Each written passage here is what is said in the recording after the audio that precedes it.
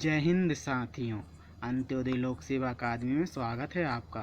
साथियों, मानव प्रारंभ से ही जिज्ञासु प्रवृत्ति का रहा है। इसी जिज्ञासु प्रवृत्ति के कारण मानव ने अनेक खोजों को अमूर्त रूप दिया है। दोस्तों, इसी क्रम में आज हम अम्ल, क्षार एवं लवण पर विस्तृत चर्चा करेंगे। इसका परिचय जानेंगे, साथ ही इसके कॉन्सेप्ट जिसके कारण हमें आधुनिक रसायन में अम्ल, क्षार व लवण की परिभाषाएं प्राप्त हुई। साथ ही इनके रासायनिक गुणों के साथ साथ इनके विभिन्न आधारों पर इनके प्रकार तथा इनके क्या इंडिकेटर होते हैं जिससे इनको पहचाना जा सकता है। साथ ही इनके आधुनिक अनुप्रयोगों पर भी चर्चा करेंगे। साथियों, अगर सिलेबस की बात की जाए तो यह MPPSC मेंस सिलेबस 2019 व 2020 में अम्ल, क्षार, लवण, pH मान व सूचक नाम से अंकित है। अगर इसकी प्रीवियस ईयर क्वेश्चन की बात की जाए तो द्विकलन, अम्ल, क्षार तथा लुईस अम्ल, क्षार आदि पर अनेक प्रश्न बने हैं। अम्ल लैटिन भाषा का एक शब्द है जिसका अर्थ होता है खट्टा।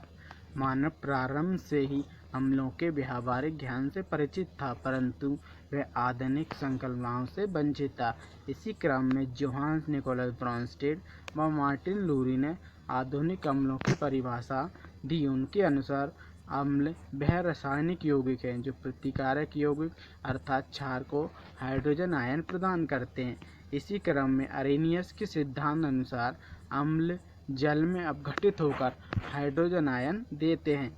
इसी क्रम में सर्वदा उचित परिभाषा लुईस द्वारा दी गई थी, जिनके अनुसार सन 1923 में बताया गया है कि अम्ल को इलेक्ट्रॉन युग्मग्राही होते हैं, अर्थात इनमें इलेक्ट्रॉन को ग्रहण करने की प्रवृत्ति पाई जाती है। प्रायः अम्ल स्वाद में खट्टे होते हैं। ये नीले लिटमस पेपर को लाल कर देते हैं। इनका pH मान 7 से कम होता है। अगर अम्ल के कुछ उदाहरण देखे जाए तो HCl, H2SO4, HNO3, CH3, COOH हैं। अगर इन रासायनिक गुणों की बात की जाए तो प्रायः अम्ल धातु के साथ अभिक्रिया कर उत्पाद में लवण तथा हाइड्रोजन गैस का निर्माण करते हैं। साथ ही ये धातु कार्बोनेट तथा धातु हाइड्रोजन कार्बोनेट के साथ अभिक्रिया कर लवण जल के साथ साथ कार्बन डाइऑक्साइड का भी निर्माण करते हैं।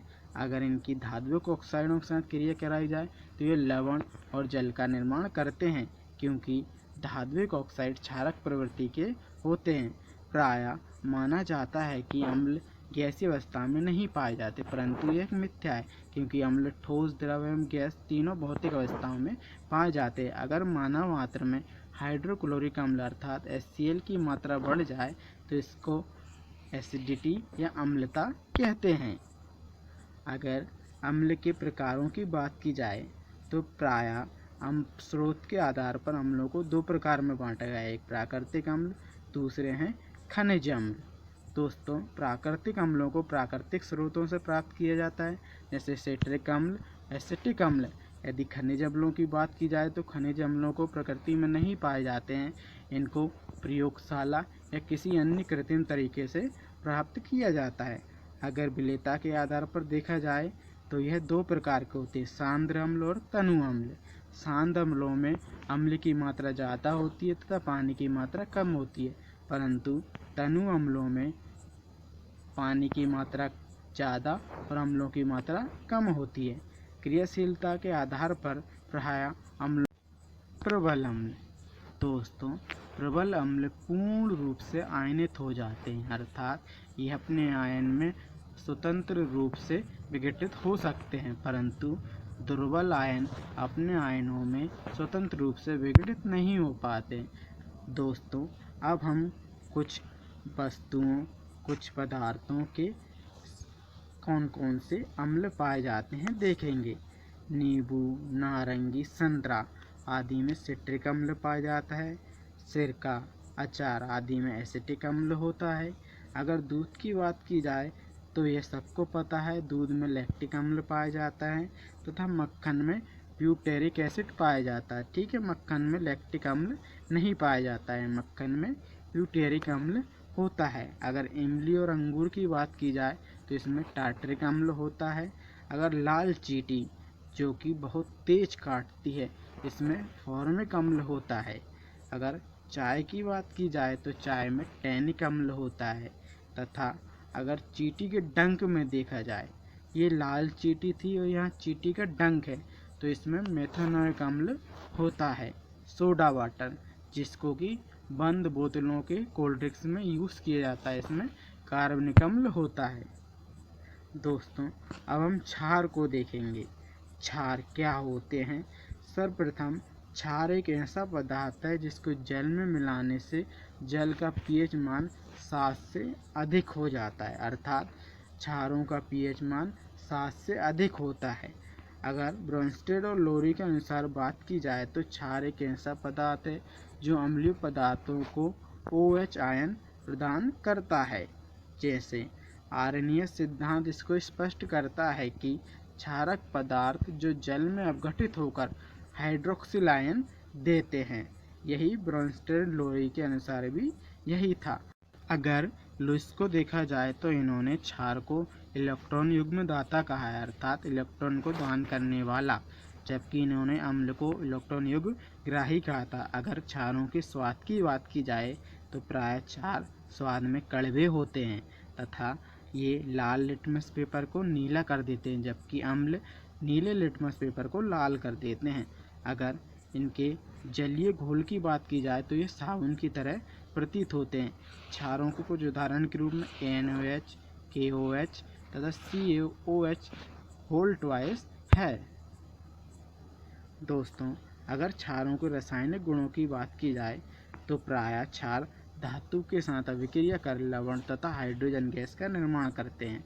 अगर इन्हीं क्षारों को धातु कार्बोनेट तथा धातु हाइड्रोजन कार्बोनेट के साथ क्रिया कराई जाए तो यह क्रिया नहीं करते हैं, जबकि अधात्विक ऑक्साइड क्षारक के साथ अभिक्रिया कर लवण तथा जल का निर्माण करते हैं, क्योंकि अधात्विक ऑक्साइड अम्लीय प्रवृत्ति के होते हैं। क्षार अम्ल के साथ प्रतिक्रिया करके उनको उदासीन कर देते हैं, अर्थात लवण का निर्माण करते हैं।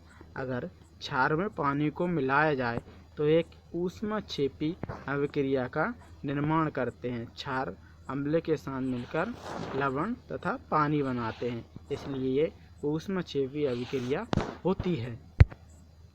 अगर लवण की बात की जाए तो ये अम्ल तथा क्षार की उदासीनीकरण अभिक्रिया का परिणाम होते हैं। जैसे HNO3 तथा KOH के परिणाम स्वरूप आपको KNO3 तथा H2O प्राप्त होता है, जो कि लवण है। अगर प्रबल अम्ल के साथ प्रबल क्षार द्वारा उदासीनीकरण करा जाए तो 13.7 किलो कैलोरी ऊर्जा का उत्पन्न होती है।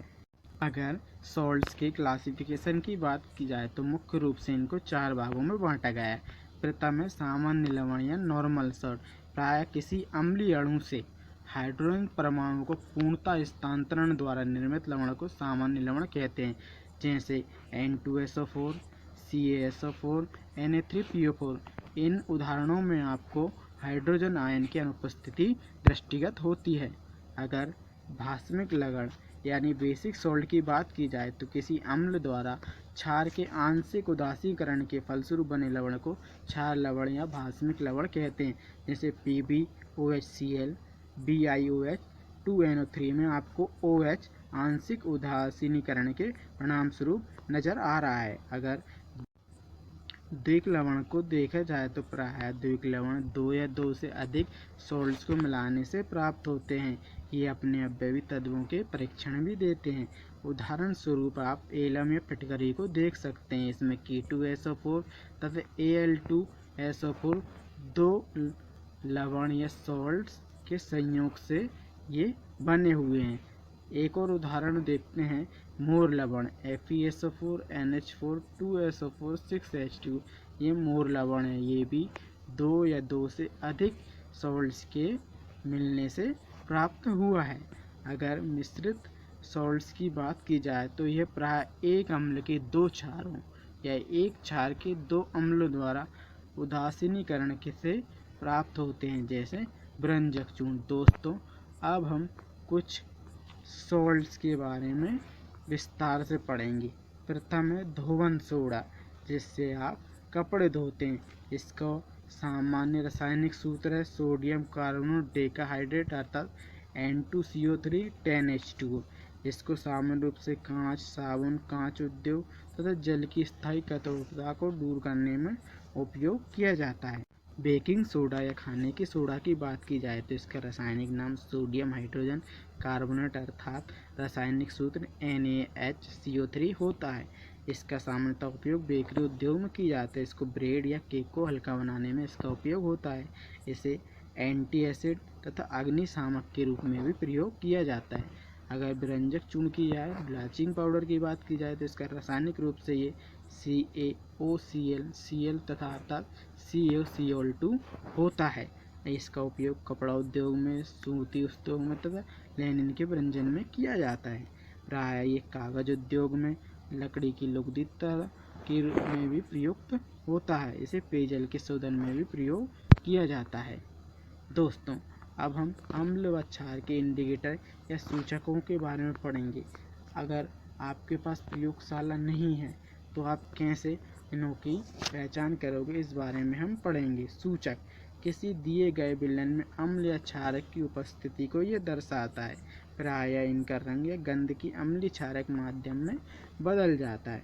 अगर सूचक की बात की जाए तो ये 3 प्रकार के होते हैं: प्राकृतिक सूचक, कृत्रिम या संश्लेषित सूचक एवं गंधीय सूचक।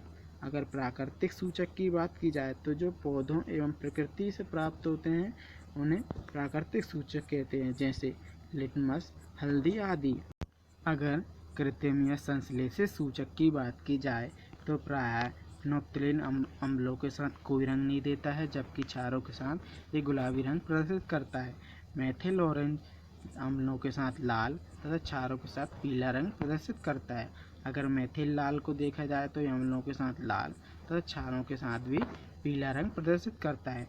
गंधीय सूचक जिन पदार्थों की गंध अम्ल या क्षारीय माध्यम में बदल जाती है, अर्थात अगर आप प्याज के रस को देखें और उसको अगर अम्ल या क्षार के संपर्क में लाए तो इनकी गंधों में अंतर होता है। अगर pH मान की बात की जाए तो प्रायः किसी विलयन की अम्लता एवं क्षारकता की माप pH है। अगर pH की रासायनिक परिभाषा को देखा जाए तो किसी विलयन में हाइड्रोजन आयन की सांद्रता का ऋणात्मक लघुगुणक pH होता है। इसका गणितीय रूप ये है। अगर उदासीन विलयन के लिए pH देखा जाए तो ये 7 होता है, जबकि क्षारीय विलयन के लिए 7 से अधिक एवं अम्लीय विलयन के लिए 7 से कम होता है। यदि मानव के रक्त में pH मान का 0.2 इकाई से कम हो जाए या परिवर्तन हो जाए तो इसमें व्यक्ति की मृत्यु भी हो सकती है। दोस्तों, यहाँ पर एक pH स्केल प्रदर्शित हो रहा है। इसमें यहाँ एसिडिक तथा 7 पे है न्यूट्रल, ये इधर एल्केलाइन है। अगर यहाँ पर स्थित विभिन्न वस्तुओं के अनुमानित pH दी गए हैं जिसको आपको अध्ययन करना है। दोस्तों, आज की वीडियो के उपरांत हमने आपके लिए कुछ प्रश्न तैयार किए हैं जो इस प्रकार है। दोस्तों, 3 मार्कर में आपके लिए 3 प्रश्न तैयार करे गए हैं। pH मान, अम्ल व क्षार के सूचक तथा लुईस अम्ल व क्षार, जबकि 5 या 6 मार्क्स के लिए आपको अम्लों पर संक्षिप्त टिप्पणी, लवणों पर संक्षिप्त टिप्पणी व अम्ल क्षार में अंतर लिखना है। दोस्तों, आप हमें अपने आंसर ईमेल, व्हाट्सएप एवं टेलीग्राम कर सकते हैं तथा लिमिटेड सोर्सेज में आपके लिए हम बेस्ट डाटा उपलब्ध कराए हैं तथा हमारी मेहनत को सफल बनाने के लिए आप हमारे वीडियोस को लाइक, हमारे चैनल को सब्सक्राइब करें। धन्यवाद।